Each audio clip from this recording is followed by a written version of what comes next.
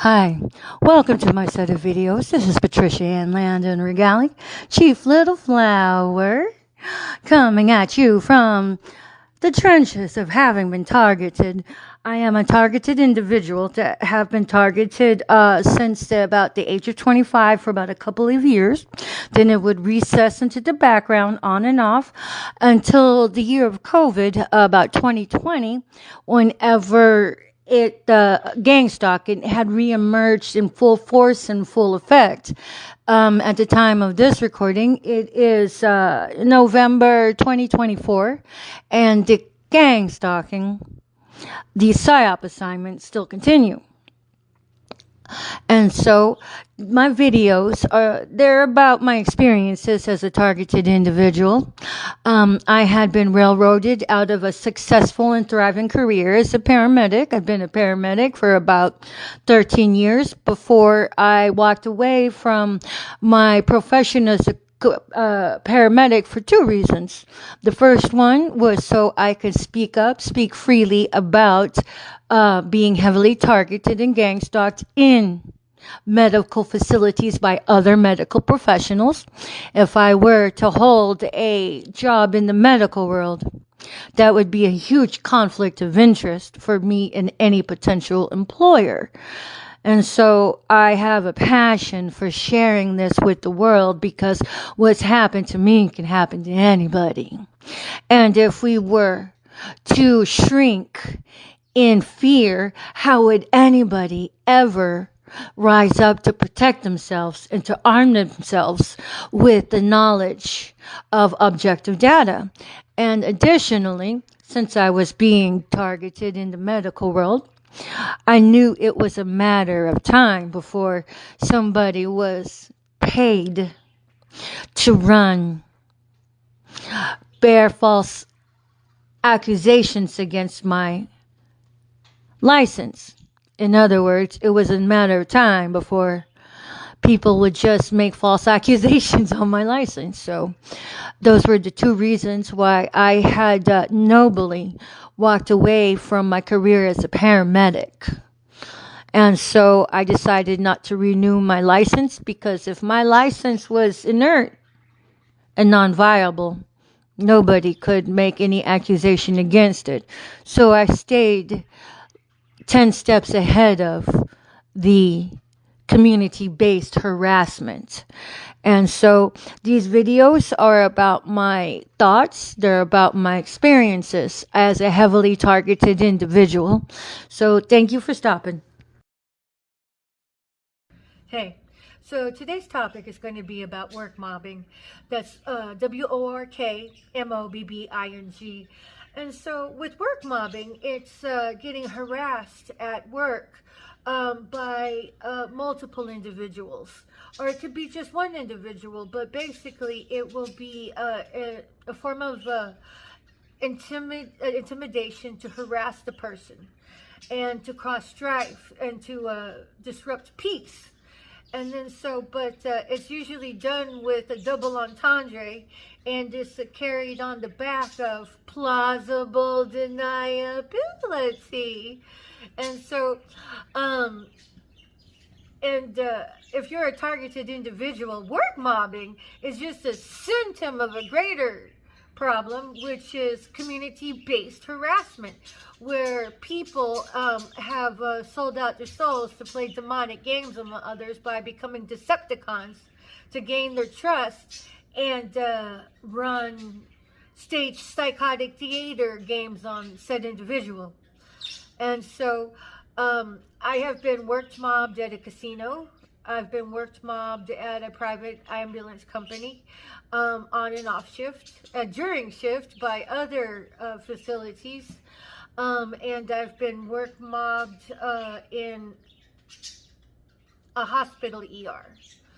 And so if you have a medical professional that's work mobbing you or playing these psychotic PSYOP assignments, would you really trust their work as a medical professional? I mean, clearly, because if you have to run sideway games on somebody, that means you have sold out your integrity. And if you ain't got no integrity, that means you do not have morality, you do not follow a code of ethics. And that's the big line in the sand here, is code of ethics.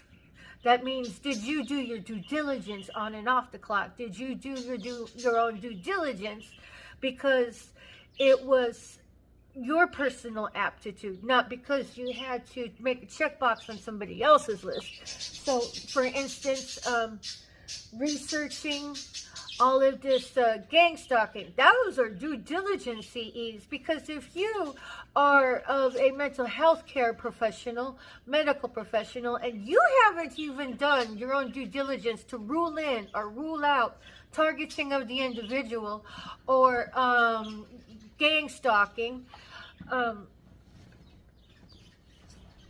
then you're pushing the 8-ball in your own life, in your own career, because God forbid you label in a client of yours, say with psychosis because they've been gang stalked, and they're telling this to you, and you're like, no, it sounds like you got paranoia. Clearly, you're not familiar with World War II, and clearly, and I say World War II because as a degreed professional, you should have a working knowledge of basic world history. World War II is a good place to start because it's pertinent to this day and age. The tactics used during World War II are being used in our United States right now, such as all of the Stasi. This is gang stalking is a page right out of the playbook of the Stasi, STASI. That's your East German Nazi police.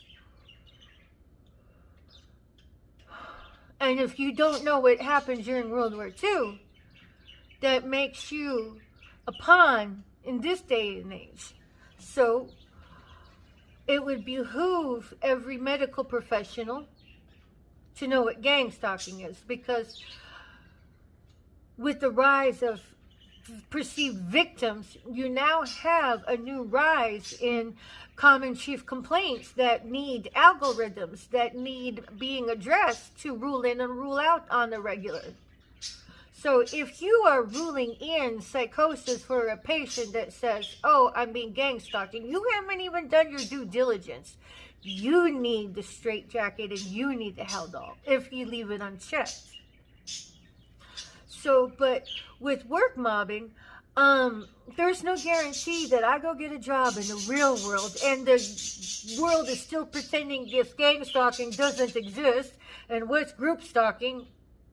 What's work mobbing?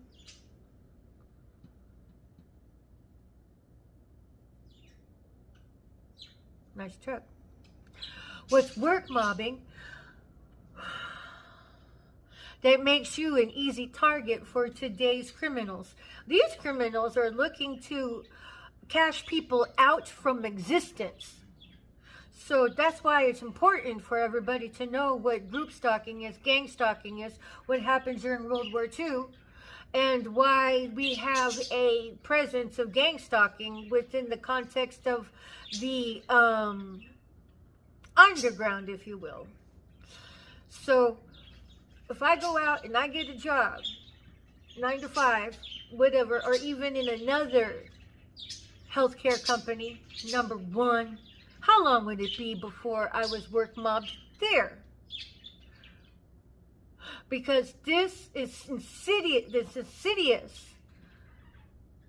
gang stalking. It's nothing more than demonic play made to make their targeted individual look insane. And after a while, they start to chase shadows and whether or not it was authentic. So you can throw a targeted individual into a padded cell and give them a straitjacket and some Haldol because of the gang stalking, when the medical professional didn't even rule it in or rule it out within the confines of their career. Would you want that kind of professional working on your behalf? The problem still wouldn't go away with all of the prescriptions in the world, especially whenever there are medical professionals and otherwise that can be bought out for a price to come sideways at somebody. especially in the medical world.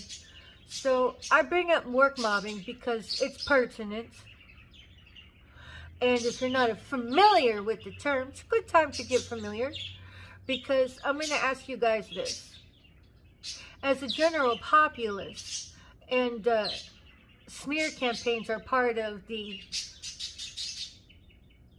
blowing up a new asshole for somebody being targeted, to run them into the ground, to cause them to commit suicide. So gang stalkers, like vultures, can pick over their carcass and earn sudden wealth payouts through fake insurance scam policies. I mean, the person died, sure. Sometimes they get the policy and claim them dead, and then just have to make sure they end up killing them eventually. That's what our society is dealing with. This is the crux of our society right now, as 1/3 of the populace participates in all of this gang stalking. That's 1/3 of the populace that done lost their marbles and lost their shit for money, and that's willing to do anything for money. And their number one tool is smear campaigns. So let me ask you this, guys. Are you wise enough to spot a smear campaign when it goes down in front of you and around you? Because if you don't know, then you can end up participating in being the goddamn village mobsters that are targeting an individual, and you decided to let somebody else's garbage fill your head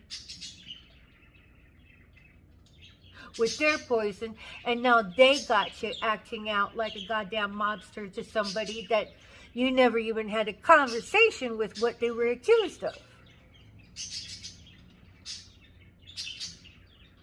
Because if you have to provide for yourself, put food on the table, have kids, how can you provide for somebody if you're being abused, being tortured psychologically to catalyze depression, to catalyze suicidal ideation?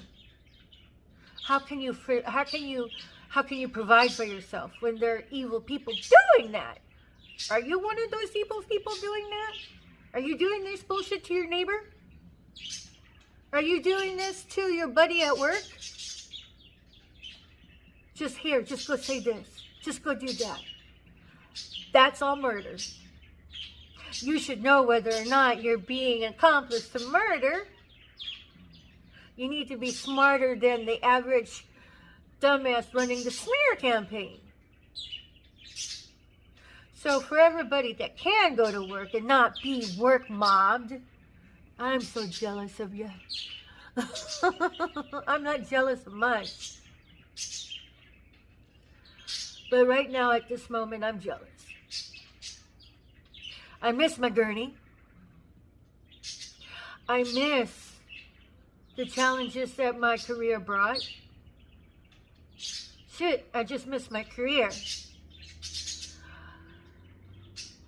As I re-entered the workforce, I'm not renewing my paramedic license because I don't want to have to deal with stupid gang stalking work mobsters and then have them lie on my license. And I can say I'm upright all the long day. So what? But what happens is that whenever you intimidate your targeted individuals with your colors, putting your kids in the circus colors of freak gang stalk mobsters that really are pediatric pedophiles. That's who runs your godforsaken smear campaign gang stalking unit.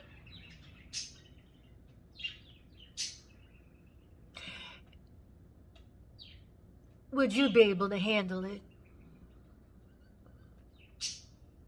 Anyone can say anything, and I can say I'm a ethical practicing paramedic.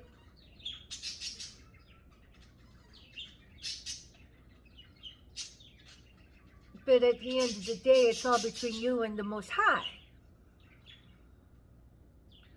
But I will say I was a very ethical paramedic that advocated for their patients that you could never pay me any price to throw a call